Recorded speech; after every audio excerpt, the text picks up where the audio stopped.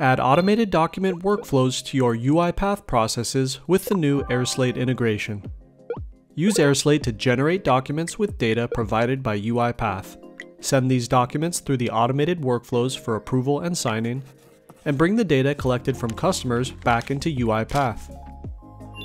Set up a fully automated document workflow in airSlate in just a few simple steps. Add documents and forms,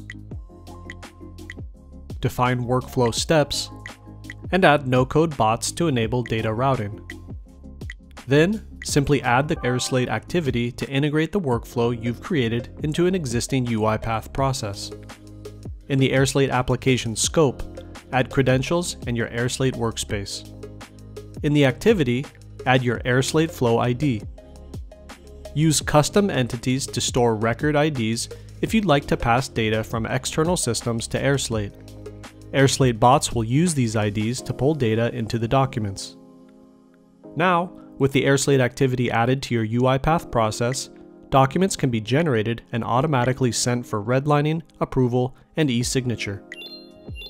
airSlate extends the scope of processes that UiPath users can automate, integrate, and make more intelligent.